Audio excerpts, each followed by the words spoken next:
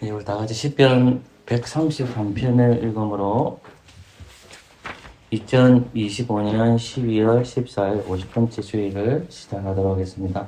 다 같이 시편 133편 읽겠습니다. 형제가 연합하여 동거함이 어찌 그리 선하고 아름다운고, 머리에 있는 보배로운 기름이 시온 곧 아론의 수염에 흘러서 그 어깨까지 내린 것 같고, 헐머니 이슬이 시온의 산들에 내린 것 같도다. 거기서 여호와께서 복을 명하셨으니 곧 영생이로다. 아멘. 예배로 나오는 자들에게 주님께 축복의 인사로 말씀하십니다.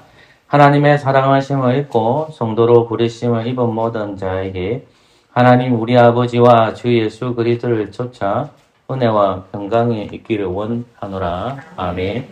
다 같이 찬송가 1장으로 3일째 하나님을 찬양합시다.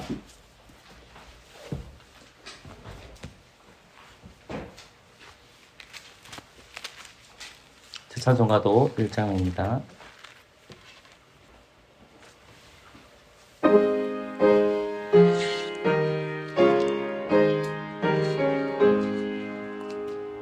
만복에 걸어 하나님 온 백성 찬송을 이고 저전사여 찬송하세 찬송 동부 성가 성령 아멘.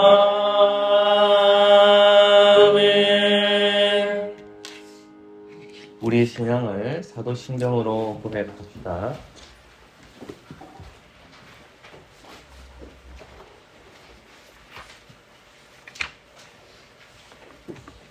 삼일째 하나님을 사도신경으로 함께 고백하겠습니다. 나는 전능하신 하나님 아버지 천지의 창조주를 믿습니다. 나는 그분의 독생자 우리 주 예수 그리스도를 믿어오니 그분은 성령으로 잉태되어 동정녀 마리아에게서 나셨고 본디오 빌라도 지하에서 고난당하시고 십자가에 달리시고 죽으시고 장사되시고 음부에 내려가셨으며 사흘 만에 죽은 자들로부터 부활하셨고 하늘에 오르셨고 전능하신 하나님 아버지의 우편에 앉아 계시는데 거기로부터 산 자들과 죽은 자들을 심판하러 오실 것입니다. 나는 성령을 믿습니다. 나는 거룩한 공교회와 성도의 교제와 사죄와 육의 부활과 영생을 믿습니다. 아멘. 언약의 말씀 신명기 5장 6절에서 21절까지입니다.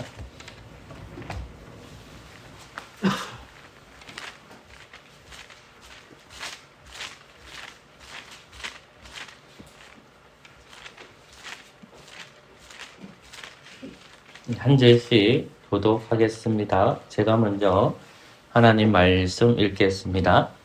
나는 너를 애굽 땅에서 종되었던 집에서 인도하여 낸 너희 하나님 여호와로라. 너는 자기를 위하여 새긴 우상을 만들지 말고 이로 하늘에 있는 것이나 아래로 땅에 있는 것이나 땅 위 물속에 있는 것에 아무 형상이든지 만들지 말며 그것들에게 차지 말며 그것들을 섬기지 말라. 나 여호와 너희 하나님은 질투하는 하나님이시되 나를 미워하는 자의 죄를 갚게 하늘로부터 하늘에게로 천사들까지 운행하느니라.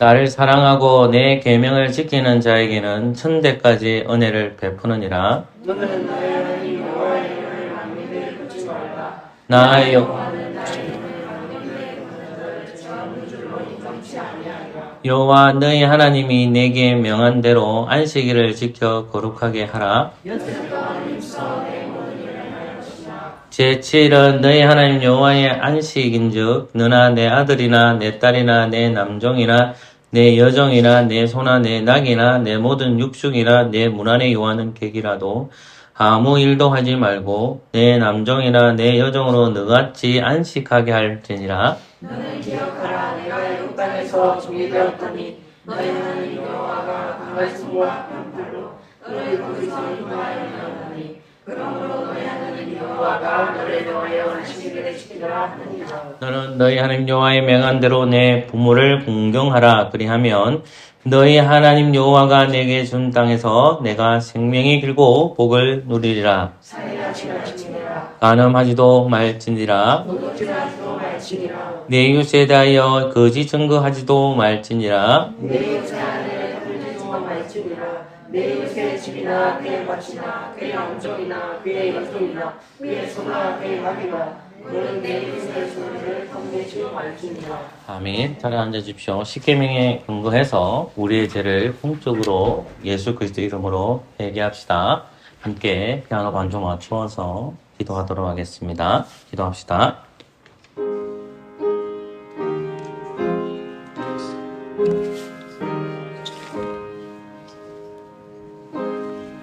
하나님, 우리의 죄를 용서해 주시고 오늘 이 시간에 하나님 말씀을 들을 때에 성령께서 위로해 주시고 하나님의 뜻 가운데 놀라운 변화가 있게 해주시고 죄 있는 자 나와서 예배드리게 해주신 거 감사하고 하나님 앞에 날마다 우리의 죄를 고백하고 하나님만 영광 받는 시간 될 수 있도록 원해내 주시옵소서. 예수님 이름으로 기도합니다.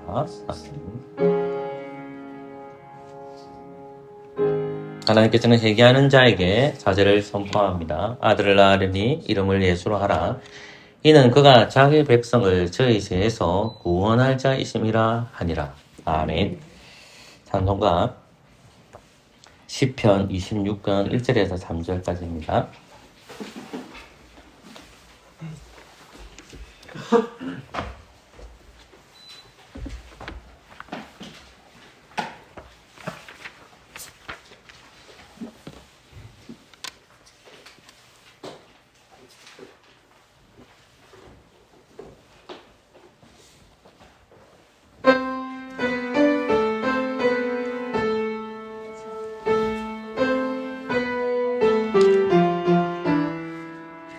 내가 내 완전한 내가 영사오며 여동치 않고 주님을 의지하여 싸우니 날 판단하옵소서.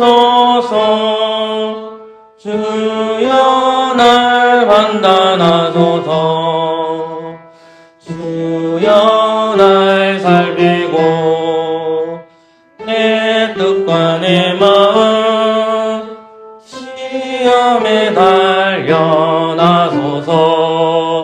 주님의 자함이 목전에 있나이다. 주 진리 중에 행하리.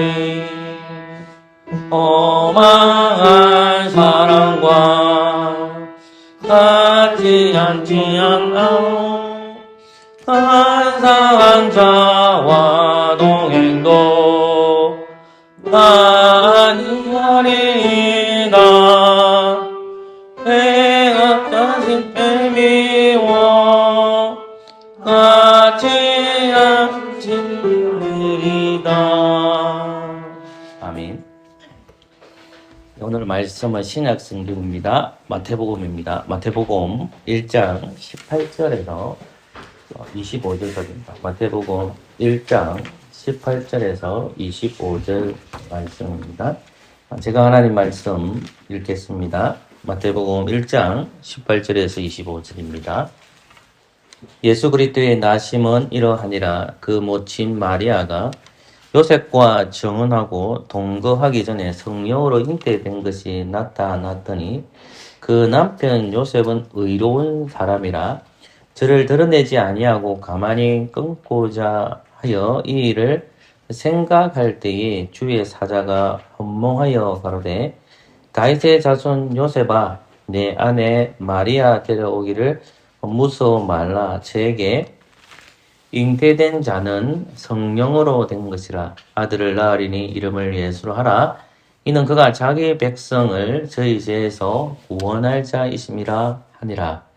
이 모든 일이 된 것은 주께서 선지자로 하신 말씀을 이루려 하심이니 가라사대 보라 소녀가 잉태하여 아들을 낳을 것이요 그 이름을 임마누엘이라 하리라 하셨으니 이를 번역한적 하나님이 우리와 함께 계신다 함이라. 요셉이 잠을 깨어 일어나서 주의 사자의 분부대로 행하여 그 아내를 데려왔으나 아들을 낳기까지 동침치 아니하더니 나음의 이름을 예수라 하니라. 다음에 기도합시다. 조신 하나님 감사합니다.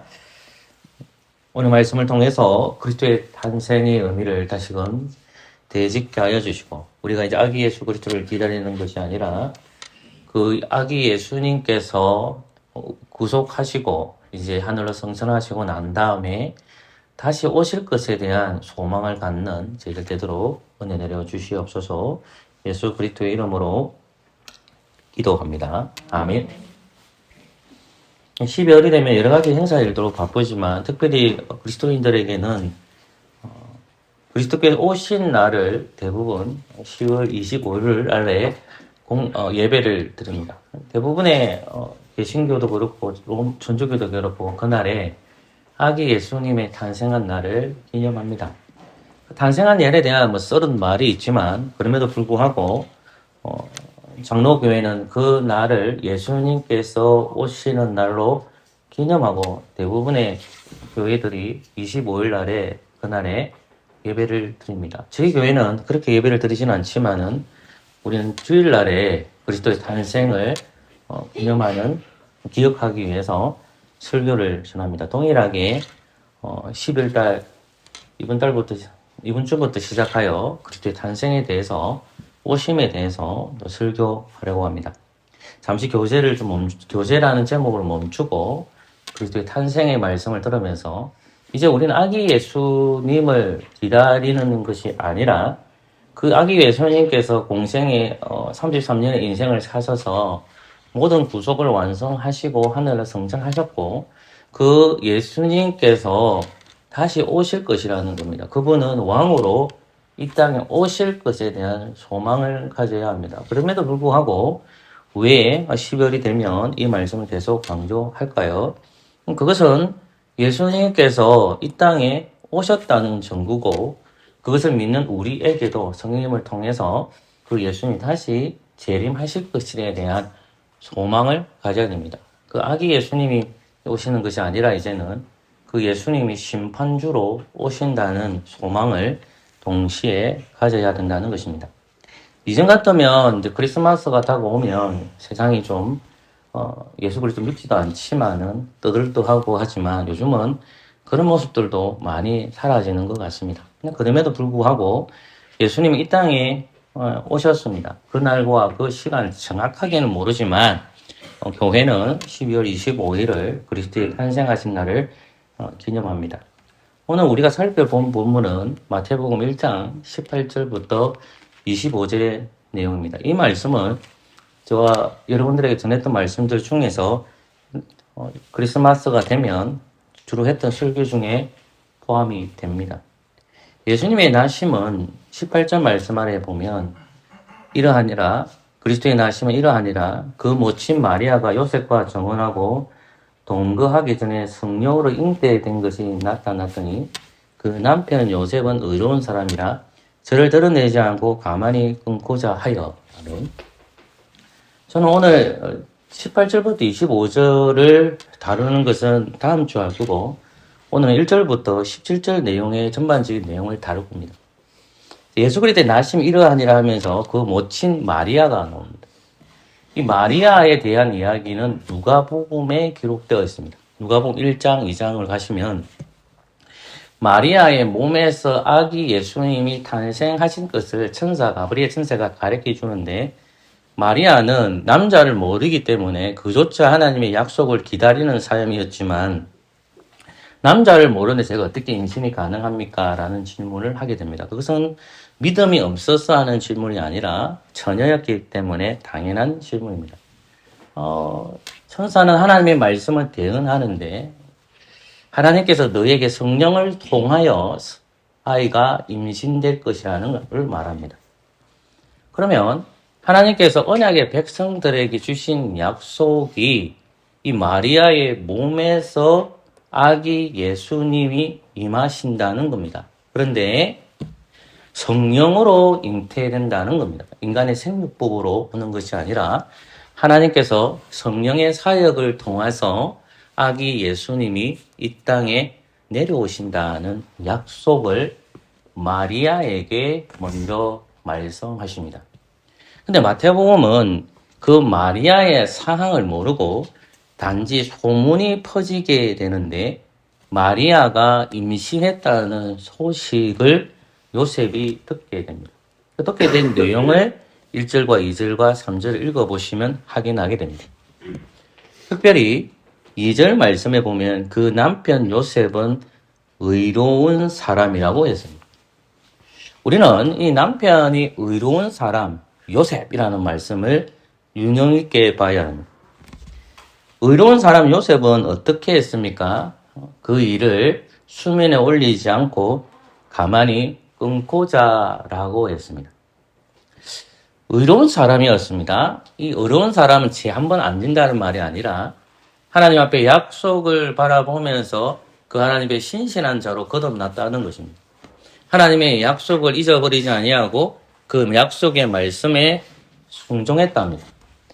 요한복음에 보면 사가랴와 엘리사벳이 나오는데 그 또한 의로운 사람이라는 말씀이 나타납니다. 마찬가지로 요셉은 하나님의 약속을 메시아를 소망하고 마리아처럼 기다렸던 사람이라는 것이 율법을 지켰던 사람이라는 것을 의로운 사람이라를 통해서 확인하게 됩니다.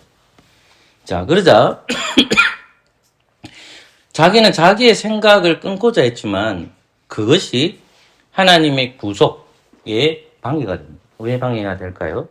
하나님은 마리아에게는 얘기했지만 요셉에게는 이야기를 하시지 않으셨죠. 단지 하나님의 구약의 말씀은 있지만은 의로운 사람 요셉이라도 자신에게 그 뜻이 성취될 것이라고는 생각하지 못했습니다.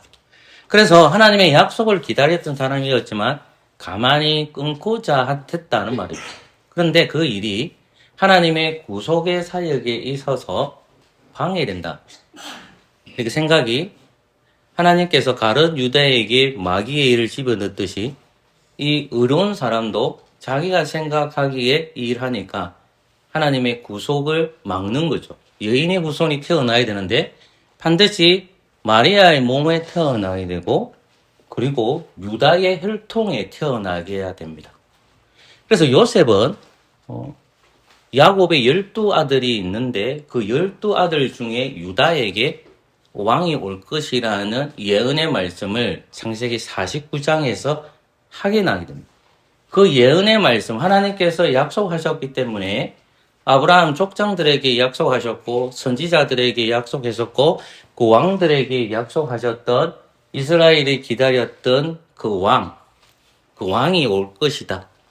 그것에 대한 성취를 해야 되는데 의로운 사람 요셉이라도 자기가 생각하기에는 이 여자가 걱정이 되니까 가만히 끊고자 했는데 거기에는 하나님의 구속 역사가 숨겨져 있다는 것입니다. 그래서 마리아가 하나님의 말씀을 주의 사자에게 들었듯이 이제 주의 사자가 누구에게 나타나느냐?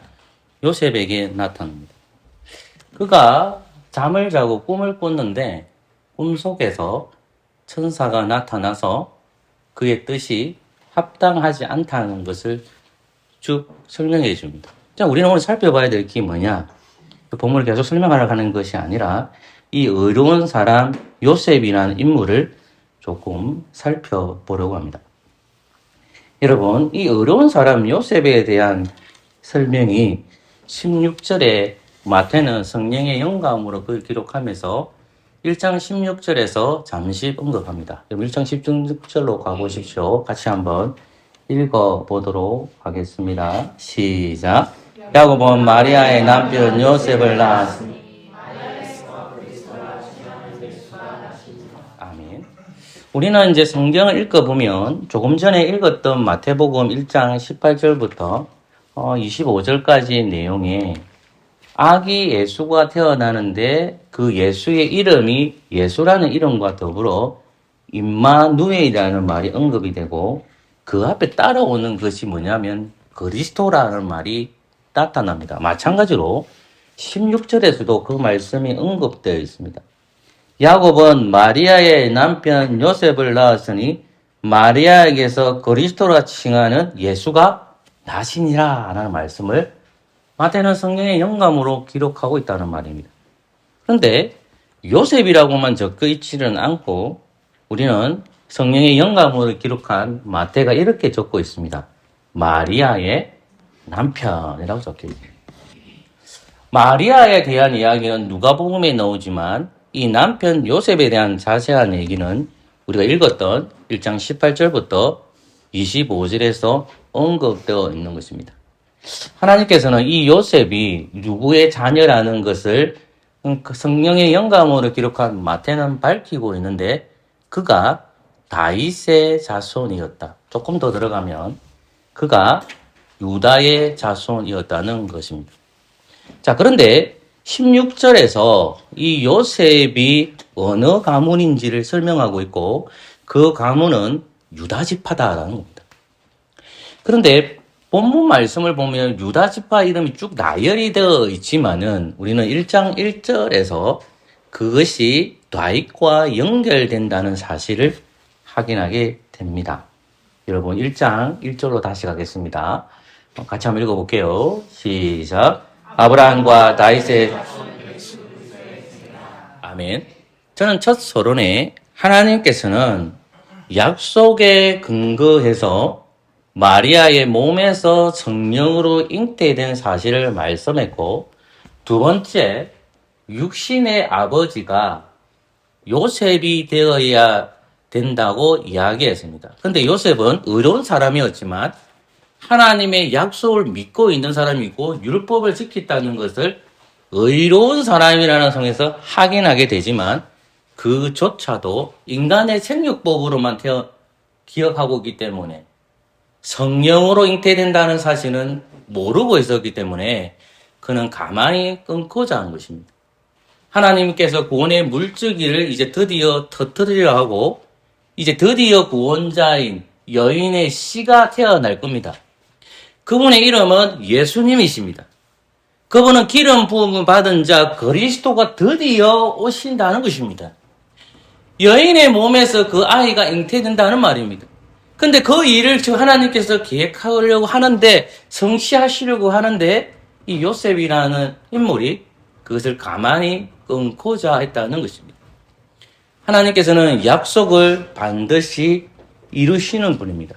그래서 마태복음 1장 1절은 이렇게 적혀 있습니다. 아브라함과 다윗의 자손 예수 그리스도의 세계라. 영어 성경을 보시면 어떻게 되어 있냐면 예수 그리스도의 족보라 또는 예수 그리스도의 세계라. 그 다음에 적힌 것이 다윗의 자손, 아브라함의 자손 적혀 있습니다. 이것은 헬라어 순서대로 적혀 있습니다. 성경은 헬라어로 적혀 있습니다. 제가 말하는 신약 성경은요. 자, 그러면 잘 생각해 보세요. 마태복음 1장 1절은 신약 성경의 첫 시작입니다. 하나님께서는 구약이 있고 신약이 있는데 약 400년 또는 400년 이상을 하나님께서 침묵하십니다. 말씀을 안 하십니다. 하나님은 말씀을 안 하시는데 드디어 이제 마태복음에서 1장 1절에서 하나님께서 딱 선언을 하는 겁니다. 어떤 선언을 하느냐? 언약의 선언문을 팍 터치는 겁니다. 우리는 족보를 볼 때에 1장 1절부터 16절까지 이 족보가 설명이라고 볼 수도 있지만은 우리는 설명을 뛰어넘어서 하나님께서 그 언약에 대한 선언을 하는 겁니다. 어떤 선언이냐? 이 선언은 아브라함과 다윗의 자손 예수 그리스도의 세계라라고 시작하는 겁니다. 그런데 예수님의 세계라 해놓고 먼저 언급되는 것이 한글 개혁 성경에는 아브라함이 언급되어 있지만 먼저 나오는 것은 예수님의 족보다 해놓고 다윗이 먼저 나오고 그 다음에 누가 나오느냐?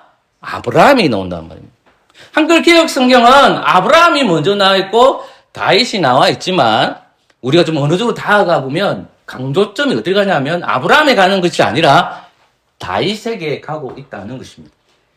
하나님의 아들이신 그 메시아가 오는데 그 메시아가 먼저 언급되는 것이 누구냐? 아브라함의 자손으로 된 것이 아니라 먼저 다윗이 먼저 나오고 그 다음 누가 나온단 말입니까? 아브라함이 나온단 말입니다. 왜 하나님께서는 마태에게 이렇게 기록하라고 했을까요? 그것은 뭐냐면 하나님께서는 다윗과 아브라함에게 약속하셨기 때문에 그렇습니다. 그러니까 언약의 선언이 뭐냐면 내가 구약에 말했지? 봐, 성취됐잖아. 이게 1장 1절이에요. 언약의 선언을 하는 거예요. 그러니까 마태는 하나님의 입장에서 이 수신자는 이방인이 아니라 언약 백성인 유대인들을 위해서 마태복음이 기록되어 있단 말입니다.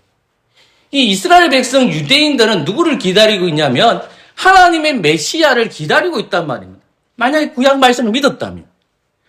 그 메시아를 기다리고 있으니까 자, 아브라함과 다윗에게 약속했던 그분이 오셨어. 자, 다윗에게 약속하셔서 아브라함에게 약속하셨어. 하나님은 아브라함에게 약속하신 것은 창세기 12장에 언급됩니다. 하나님께서 다윗에게 약속하신 것은 사무엘하 7장에 언급됩니다. 하나님은 다윗에게 너와 같은 왕이 올 거야. 그 왕은 무너지지 않을 거야. 그 집은 견고할 거야. 왕이 올 것이라는 것을 예언하셨고 아브라함에게는 약속하셨습니다. 복의 근원이 될 그 씨가 올 것이다. 그 씨에 대한 약속, 그 씨를 통해서 만국이 복을 받을 것이다 라는 약속, 그것은 아브라함에게 주셨다는 것입니다. 그러니까 마태복음 1장 1절은 그 선언문으로 시작하는 겁니다. 그래서 그 선언문이 먼저 나오는 것이 누구라고요? 다윗이 나오고 그 다음에 아브라함이. 근데 그 언약을 누가 이루신단 말입니까? 하나님께서 이루신다는 말씀입니다. 이것은 잊어버리지 말아야 됩니다. 누가 언약을 이룬다? 하나님께서 그 언약을 이루신다는 말입니다. 하나님께서는 다윗과 아브라함에게 언약하셨습니다. 그 언약은 실패하지 않았고 연기되지 않았으며 취소되지 않았으며 역사적으로 공적으로 밝히시는 겁니다. 그 약속, 그 아브라함에게 약속하셨던 거, 다윗에게 약속하셨던 그 왕이 드디어 왔다라는 선언이 마태복음 1장 1절이라는 사실을 확인하게 됩니다. 저는 이 본문에서 하나만 더 살펴보려고 합니다. 마태복음 1장 21절 말씀을 우리가 소리 내어서 읽겠습니다. 함께 읽겠습니다. 시작. 아들을 낳으니 이름을 예수하라. 이는 그가 아멘. 조금 전에 우리는 그 아기 예수님께서 오시는데 그 아이의 이름이 예수라는 사실을 발견하게 됩니다. 예수라는 뜻은 뭡니까? 그가 자기 백성을 어디에서? 죄에서. 예수님은 뜻이 죄에서 구원할 자입니다. 자, 하나님과 나의 관계가 비참한 상태입니다. 우리는 원죄와 자본죄를 가지고 있기 때문에 태어나자마자 우리는 원죄를 가지고 있고 어린아이 때 모든 사람들은 다 죄를 가지고 태어납니다. 이 죄 문제를 해결할 수가 없습니다. 그러나 우리 예수님께서 오셔서 이 죄 문제, 원죄와 자원죄 문제를 해결해 주시기 위해서 오셨다. 예수 믿는 것은 바로 죄사함이라는 거예요. 죄 문제를 해결하기 위해서 나는 원자로 왔다는 말씀입니다. 그러면 마태복음 1장 1절부터 16절까지 말씀을 보시면 이런 말씀이 나옵니다. 특별히 17절 말씀을 보세요. 그 뒷구절에 17절 말씀을 같이 읽겠습니다. 시작. 그런즉 모든 대수가 다윗부터 바벨론으로 이갈 때까지 14대요. 바벨론으로 이간 아멘. 14대라는 말도 의미가 있죠. 그거 하지 않을게요. 자, 모든 대수가 아브라함부터 다윗까지가 나옵니다. 첫 번째가 그렇단 말입니다. 그 다음에 다윗부터 누구? 바벨론으로 포로로 잡혀갑니다. 그 다음에 그게 14대죠. 바벨론부터 어디까지? 그리스도까지 나오죠. 거기에서 많이 등장하는 인물이 누굽니까? 다윗이죠. 자, 보세요. 하나님께서 아브라함에게 약속했습니다. 창세기 12장으로 가볼게요. 조금만 힘낼게요. 답을 합니다.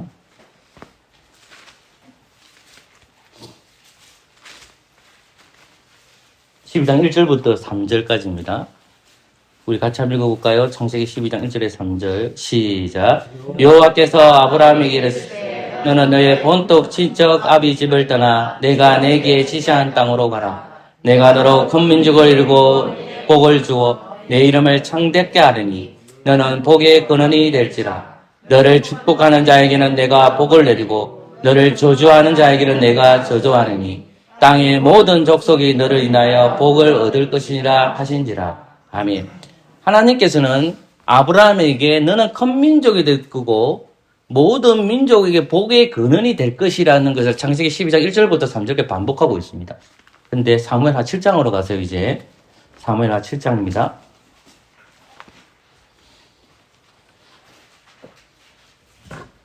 16절, 17절 말씀을 같이 읽겠습니다. 사무엘하 7장 16절, 17절 말씀. 한번 같이 읽어볼까요? 시작.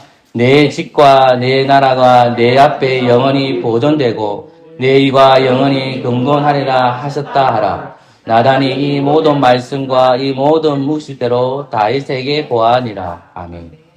사무엘 7장 내용은 다윗이 궁전에 가합니다. 그런데 자기는 집이 백합목이라는 궁전이 있지만은 하나님의 집 언약궤가 예루살렘에 들어와 있는데 성막은 어디 있냐면 기본에 있습니다. 그러니까 언약궤와 성막이 따로따로 있는 거예요. 그러니까 언약궤는 예루살렘에 있는데 그 언약궤 임시 텐트, 천막을 만들어줍니다. 그러니까 자기는 궁전에 있는데 하나님 어디 있느냐? 그 임시 텐트에 있으니까 마음이 쓰이는 거예요. 그래서 하나님의 집을 지으려고 합니다. 그래서 하나님께서 뭐라고 얘기하냐면 집 짓지 말랍니다. 그 대신 내가 너를 위해서 집을 세워주겠다는 겁니다. 그리고 너의 집은 무너지지 않겠다는 말입니다. 그게 이제 16절 말씀이에요. 조금 읽었던 그 말씀. 그 말씀, 너의 집은 영원히 견고할 것이라는 것을 하나님께서 약속하십니다. 그리고 18절 이하는 다윗이 하나님 앞에 기도합니다. 하나님께서 약속하신 그 말씀을 믿는 거예요. 나의 집이 영원히 견고하게 될 것이라는 것을 다윗이 하나님과 기도하면서 그 약속을 믿는 내용이 18절 이하에 다루어져 있습니다. 자, 그러면 하나님께서는 무너지지 않는 그 왕국을 세우기 위해서 누구를 보내주시겠다는 거예요. 그것은 아브라함에게 약속하셨던 복이었고, 그리고 다윗에게 그 왕권과 같은 그분이 이 땅에 다시 오실 것이라는 약속의 말씀을 주셨다는 것입니다. 그 말씀은 뭐냐면 드디어 마태복음 1장 1절에서 아브라함과 다윗의 자손 예수 그리스도의 세계라고 선언합니다. 하나님은 아브라함에 약속하셨고 다윗에게 약속하셨던 그 약속을 이루어 주시는 분입니다. 그 약속이 이루어지려고 합니다. 그런데 보면 조금씩 읽었던 17절 말씀을 보면 그런즉 모든 대수가 아브라함부터 다윗까지 14대요. 다윗부터 바벨론부터 이거할 때까지 14대요. 바벨론 이거할부터 그리스도까지 14대로 되어 있습니다. 잘 보시면 아브라함부터 다윗 때까지는 하나님의 왕국에 대한 약속을 아브라함에게 주셨습니다. 다윗을 통해서 그 왕국이 왕성해졌습니다. 그리고 다윗 때부터 그들이 바벨론으로 포로로 잡혀갑니다. 자, 하나님께서 말씀하신 그 왕국이 아브라함 때부터 쭉 하나님의 역사가 있잖아요. 그래서 드디어 그 왕국이 다윗을 통해서 완성이 됩니다. 완성이 돼요. 그런데 그 뒷구절에 보니까 뭐라고 적혀 있습니까? 다윗부터 바벨론까지 이간다. 이 말이 그 왕국이 멸망했다는 거예요. 어디로 잡혀갔다? 포로로 잡혀갔다는 거예요. 포로로 잡혀갔다는 거예요. 자, 포로로 잡혀간 상태에서 여기서 멈추지 않고 그 다음 구절에 뭐가 나옵니까? 바벨론 이간하는 것부터 어디까지? 그리스도까지 14대예요. 바벨론 포로로 잡혀갔던 사람들이 어디로? 그리스도까지 14대다 하게 되는 거예요. 이건 굉장히 중요합니다. 뭘 중요하느냐? 하나님의 구속 역사는 계속 흘러가고 있습니다. 이 구속 역사가 흘러가는데 아브라함의 시대부터 쭉 흘러갑니다. 그 모세 시대가 있고 요세아 시대가 있고 사사 시대가 있고 왕정 시대가 있습니다.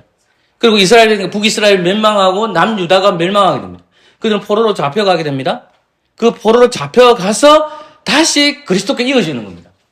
이거 이어지는 거예요. 그런데 하나님의 약속은 끊어질까요? 왕조는 멸망해요.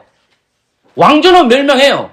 그 다윗과 같은 왕조, 솔로몬의 왕자와 같은 그리고 북유다와 남유다의 왕국은 전부 다 멸망에 이르게 됩니다. 왕조는 멸망한 거예요. 그런데 하나님의 약속은 어떻게 할까요? 멸망할까요? 안 멸망할까요? 멸망하지 않는다는 거예요. 그리스도가 드디어 오신다는 거예요. 그럼 그리스도께서 오셔서 그들에게 무엇을 주시느냐가 중요한 거예요. 하나님께서 아브라함과 다윗에게 약속하셨던 그 왕이 왔고 그 약속을 성취하시기 위해서 그리스도께서 오셨는데 그들에게 주는 것은 정치적인 메시아가 아니에요. 그들에게 주는 정치적인 메시아가 아니에요. 제사함입니다. 죄와 사망으로부터 해방시켜 주실 그 왕이 오셨다는 거예요. 그것을 누구에게 약속했느냐? 아브라함과 다윗에게 약속했다는 거예요. 그 왕조는 무너지지 않는다는 거예요. 예수님이 오시면, 이 씨가 오면, 아브라함의 씨가 오면, 다윗의 왕권을 가지고 있는 그 왕이 오면, 이것은 제사함을 선언하기 위해서 오시는 그 예수님이 드디어 이 땅에 임재하신다는 말입니다. 근데 어려운 사람, 요셉으로 부른 사람, 이분은 어떻게 했습니까? 가만히 끊고 자라고 했습니다. 가만히 끊고 자라고 했습니다. 여러분 20절 말씀을 해석하고 저는 이제 말씀을 맺겠습니다. 1장 20절 말씀을 같이 읽겠습니다. 시작. 이 일을 생각할 때에 주의 사자가 현몽하여 가로되 다윗의 자손 요셉아 내 아내 마리아 데려오기를 무서워 말라. 정령으로 된 것입니다. 이 일을 생각할 때에 주의 사자가 꿈에 나타나요. 뭐라고 합니까? 다윗의 자손 뭐라 됐죠? 요셉아 된. 앞에 뭐가 적혀있죠? 다윗의 자손. 내 아내 데려오기를 무서워 말라. 저에게 잉태자는 성녀로 된 것이다 라고 가르쳐줍니다. 여러분 이 의로운 사람 요셉조차도 하나님의 구속의 역사를 멈추려고 했지만 하나님께서는 주의 사자를 보내셔서 그 구속의 역사를 이어가게 하신다는 사실입니다. 그리고 그 역사를 이어가게 하셔서 그 예수 그리스도가 이 땅에 다시 오신다는 말입니다. 그게 아기 예수로 잉태된다는 사실입니다. 그러나 지금 우리는 아기 예수를 기대하는 사람이 아닙니다. 교회는 죄인들이 오죠. 그리스도를 통해서 우리 모두 다 어떤 백성이 되었을까요? 의로운 사람이 되었잖아요. 저와 여러분들은 법적으로 의인이지만 여전히 죄인이라는 걸 인정해야 되거든요. 그러면 저도 그렇고 여러분도 그렇고 의로운 사람이란 말입니다. 의로운 사람은 누구를 기다립니까? 다시 오실 예수님을 기다리죠. 그러면 의로운 사람 요셉조차도 아브라함과 이삭과 야곱 그리고 다윗에게 약속하셨던 그 씨가 오실 것이라는 소망을 가지고 하나님 율법의 말씀대로 살아가고 있는 의로운 사람이었지만 도저히 인간적으로 생각할 때에 마리아의 몸에서 아기 예수가 태어난다? 성령으로 잉태된다? 이런 것들을 듣지를 못했잖아요. 그러니까 가만히 끊고 잡니다. 가룟 유다에게 마귀가 역사했듯이 지금 마귀는 의로운 사람 요셉을 설득시켜버린 거예요. 믿을 수 없다는 거예요. 그래서 하나님이 누구를 보냈습니까? 주의 사자를, 천사를 보냅니다. 자, 나단 선지자가 하나님께서 다윗이 하나님의 집을 지으면 좋겠다 했을 때 나단도 좋다고 얘기합니다. 그럼 하나님께서 나단에게 인지하셔서 하나님의 뜻이 아니고 그 내 뜻이 아니야. 내 집 짓지 마. 그건 솔로몬이 지을 거야. 근데 내가 다윗이 이 생각을 했기 때문에 너희 집은 영원히 무너지지 않는 집을 줄 거야. 얘기하는 거예요. 영원히 무너지지 않는 집이 다윗이 왕권을 가지고 있지만 다윗의 자손을 통해 세워질 거예요. 그분이 누굽니까? 예수님입니다. 구약에는 돌성전이 있고 나무로 지은 성막이 있죠. 이것은 무너져요. 예수님은 우리를 위해서 성막과 성전을 주고 예수님 자신이 뭐가 온 겁니까? 성전으로 오신 거예요. 그 예수님께서 집으로 오셨고 그 예수님께서 다윗의 씨로 왔어요. 예수님은 성전이 되시기도 하고 예수님 하나님의 아들이 되시기도 하고 다윗의 후손이기도 합니다. 그 예수님은 무너지지 않는 집을 세우기 위하여 영원한 왕권을 주시기 위해서 예수님이 이 땅에 오셨다는 거예요. 그런데 이 어려운 사람 요셉이 하나님의 약속의 말씀을 따라가지 아니하고 인간적인 생각으로 들어가니까 어떻게 됩니까? 믿을 수가 없잖아요. 그러니까 그 약속을 가만히 끊고자 하니까 하나님께서는 구속의 역사를 진행시켜야 되니까 주의 사자를 보내셔서 그 구속의 역사를 진행시키고 그 의로운 사람은 주의 사자의 말씀을 있는 그대로 받아들입니다. 똑같이 이 땅에 예수님은 아기 예수로 오셨고 구속을 완성하시고 하늘로 승천했습니다. 우리는 이제 아기 예수를 기다리는 사람들이 아니에요. 우리는 아기 예수를 기다리지 않습니다. 우리는 아기 예수를 기다리는 것이 아니라 우리의 심판주이시고 우리의 구속주이신 그 왕이신 예수님 이 땅에 다시 오실 것을 어떻게 될까요? 소망해야 됩니다. 근데 마귀는 어떻게 할까요? 아니야. 그 소망하면 안 돼. 기다릴 필요가 없어. 야, 너희들 그냥 아기 예수만 기다려. 그게 아니에요. 우리는 아기 예수 기다리는 게 아니에요. 심판주로 오시는 그 예수님께서 이 땅에 다시 오실 것이라는 겁니다. 그래서 우리는 무엇을 통해서 믿을까요? 하나님께서 기록한 말씀을 통해서 그 예수님이 심판주로 오실 것에 대한 소망을 가져야 됩니다. 그 사실을 믿는 저와 여러분 되시기를 소망합니다. 아멘. 찬양하도록 하겠습니다. 찬송가 115장입니다.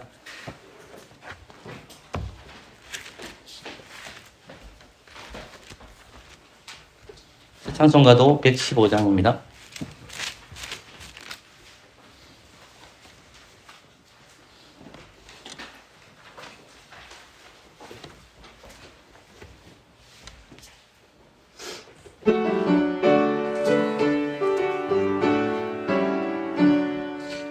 기쁘다고 주었셨네 만맹 성매하여라 옹교이여 나 일어나 다 찬양하여라 다 찬양하여라 다 찬양하여라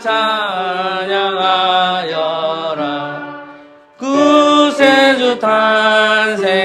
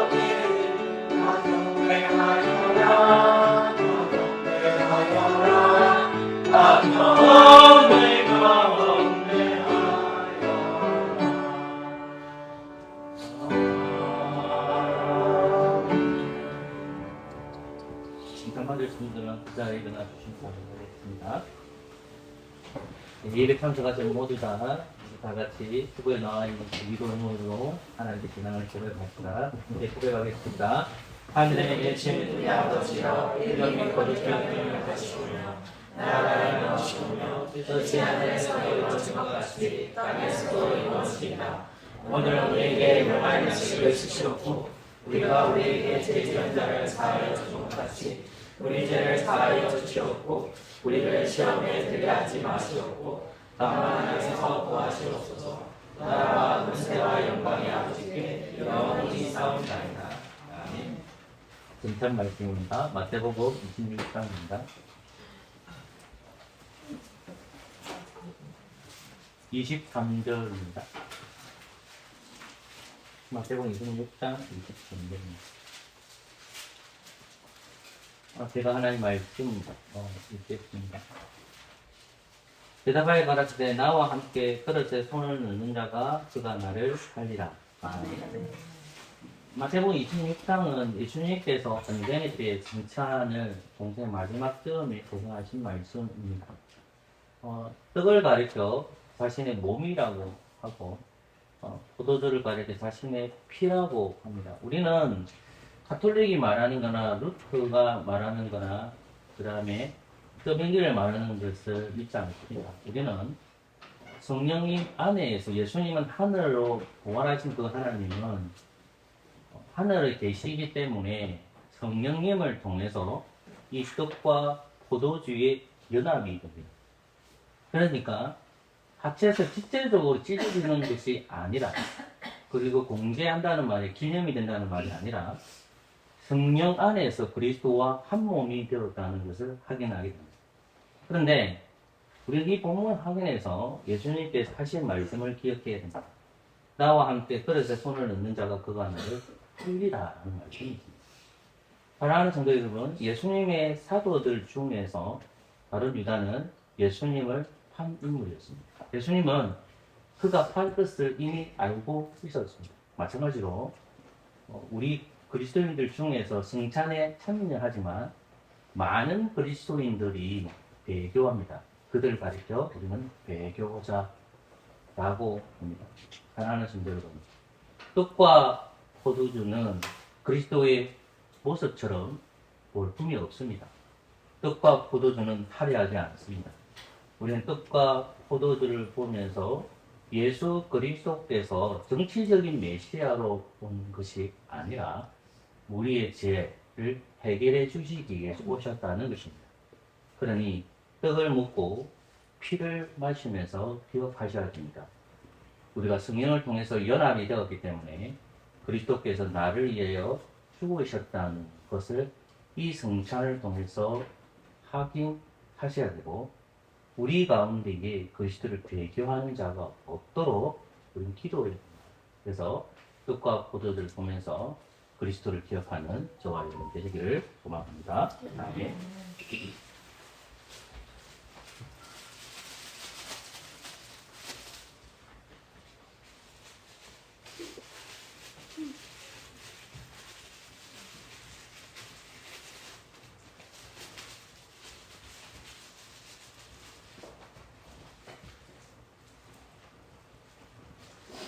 예, 이 떡은 예수님의 몸입니다. 아멘. 기도합시다. 한 떡에 참여합니다. 예수 그리스도의 이름으로 기도합니다. 아멘.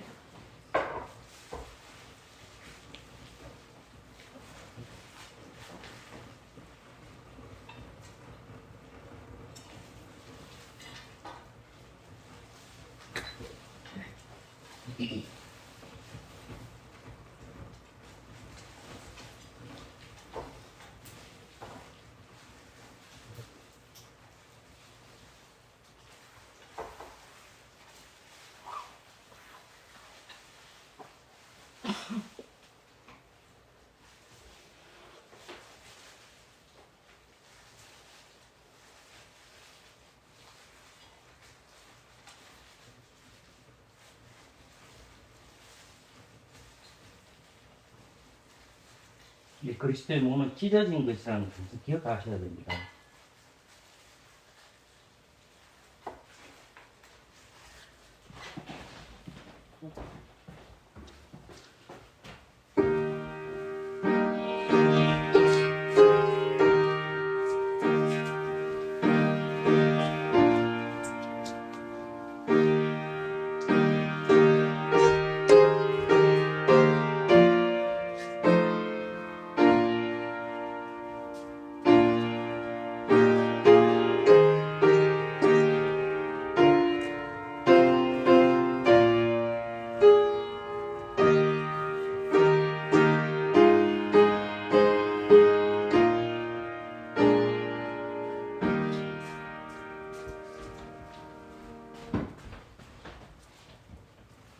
예, 같이 먹겠습니다.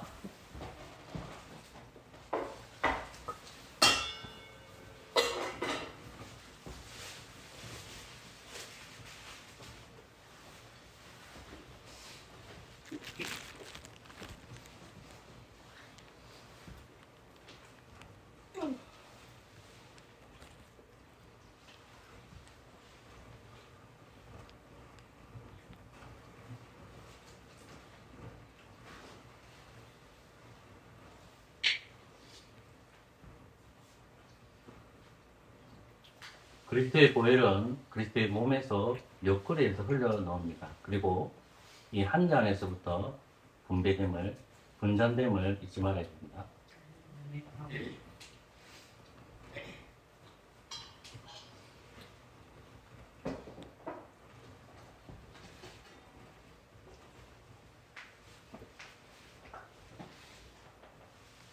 이 포도주는 예수님의 피입니다. 아멘. 기도합시다. 하나님 감사합니다. 뜻에 참여한 저희들이 그리스도의 보혈에 참여합니다. 우리가 그리스도에서 한 몸이 되었고 그리스도의 보혈의 피로 한 가족임을 믿습니다. 아버지 하나님, 이 땅에 살아갈 때에 우리가 가족이라는 사실을 기억하며 성도로 살아가게 해주시고 몸된 가족으로 살아갈 수 있는 은혜를 허락하여 주옵소서. 예수님의 이름으로 기도합니다. 네.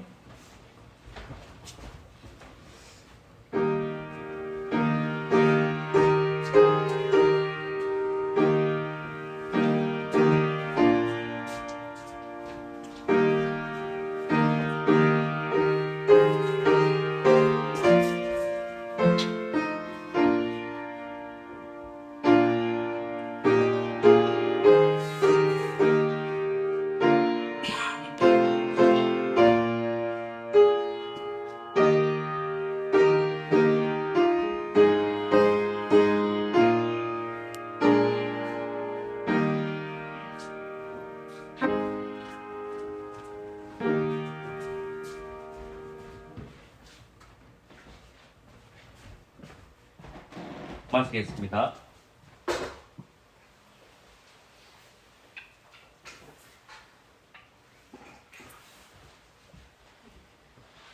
찬송가 283장입니다. 새 찬송가는 227장입니다.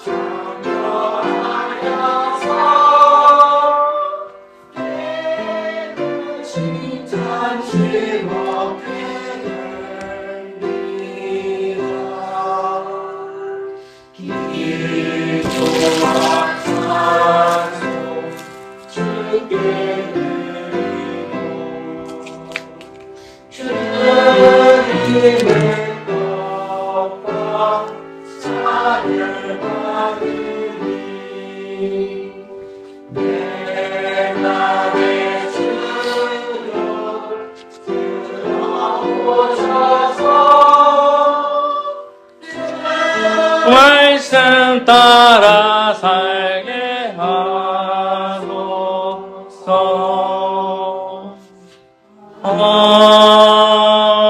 아멘. 잘 앉아주십시오. 기도하겠습니다. 하나님 감사합니다. 저희들을 하나님 말씀 듣게 해주신 거 하나님 감사와 찬양을 올려드립니다. 2000년 전에 아기 예수님이 이 땅에 오신 것처럼 하나님께서 다윗에게 약속하셨던 왕으로, 그리고 아브라함에게 약속하셨던 복의 근원으로 오신 사실을 저희들이 믿습니다. 이제 우리는 아기 예수님을 기다리는 것이 아니라 심판주로 오실 그 왕이신 예수님을 장차 오실 것을 우리가 소망합니다. 그러나 하나님 아버지, 이 땅을 살아갈 때에 의로운 사람 요셉조차도 마귀의 시험에 빠져서 아버지 하나님, 하나님의 구속 역사를 그것을 확인합니다.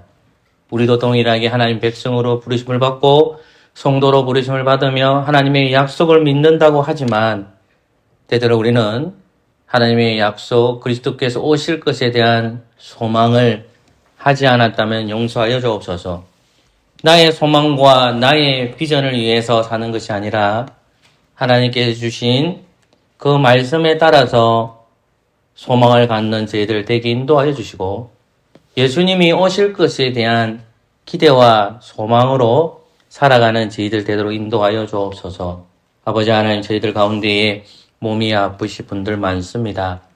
우리가 연약해서 때때로 지병들을 가지게 됩니다. 아버지 하나님, 기도할 때마다 하나님께서 우리에게 육신의 건강과 우리 영혼의 건강을 더하여 주셔서 아프지 않게 하여 주시고, 또한 직장을 다니시는 분들, 아버지 하나님 여러 가지 상황들과 스트레스와 아픔들이 있겠지만은 하나님께서 모든 것들을 은혜롭게 잘 진행될 수 있도록 은혜 베풀어 주시옵소서.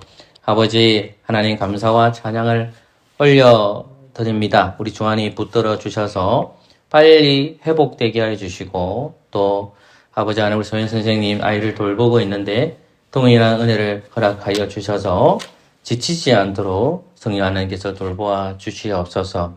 저희 교회가 하나님 보시기 아름다운 믿음의 교회로 나아가기를 소망합니다. 하나님 뜻 가운데 거하게 하여 주시옵소서. 행행이가 계속해서 저희 교회에 출석하고 있습니다. 고3으로서 이제 시험을 치고 이제 대학을 들어가야 되는데 아버지 하나님 기다리고 있는 중입니다. 아버지 하나님 뜻 가운데 하나님께서 원하시는 곳으로 아버지께서 걸리게 하여 주시고, 또 그런 것에 있어서 감사하는 마음들을 허락하여 주시옵소서. 이 모양 저 모양 사랑하는 저희들에게 하나님 뜻을 갈급하는 저희들 되기를 원하며 예수 그리스도의 이름으로 기도합니다. 아멘. 시편 26편 4절에서 6절까지입니다. 부름으로 준비하신 공감하도록 하겠습니다.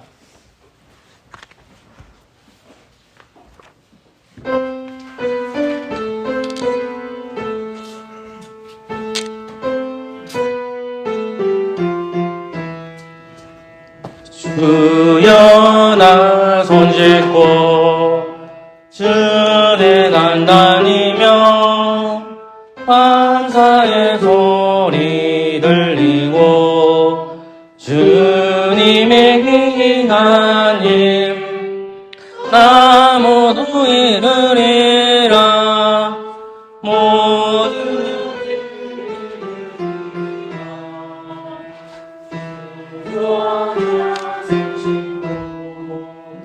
주 영광 오늘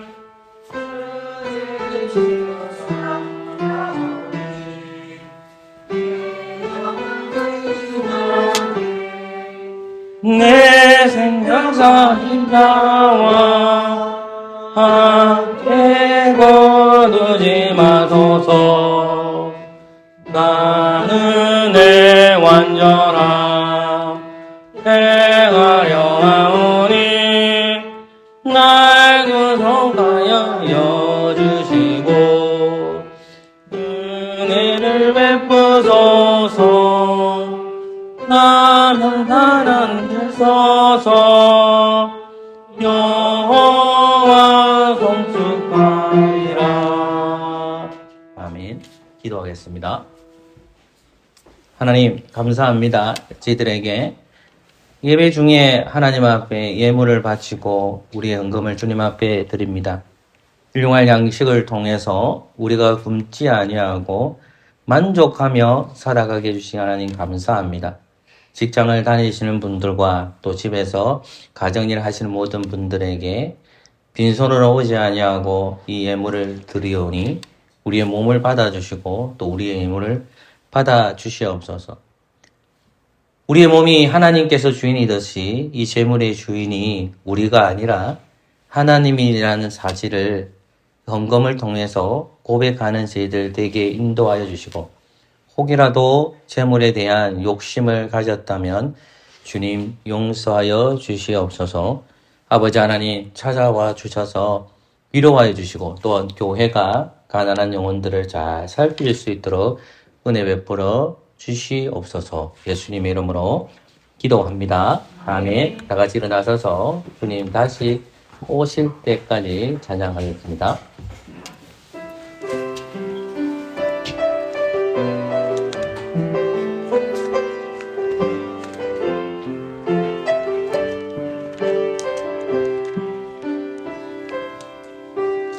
주님 다시 오실 때까지 나는 이 길을 가리라.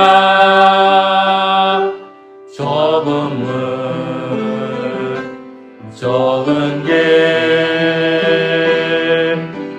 나의 십자가 지고 나의 가는 이 길 끝에서 나는 주님을 보리라. 영광의 내 주님 나를 맞아주시리. 주님 다시 오실 때까지 나는 일어나 달려가리라. 주의 강원 땅 덮을 때 나는 일어나 노래하리. 내 사모하는 주님 온 세상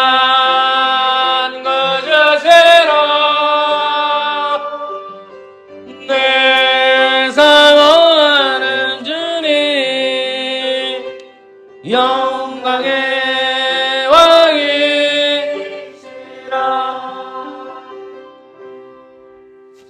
주 예수 그리스도의 은혜와 하나님의 사랑과 성령의 교통하심이 너희 무리와 함께 있을지어다. 아멘.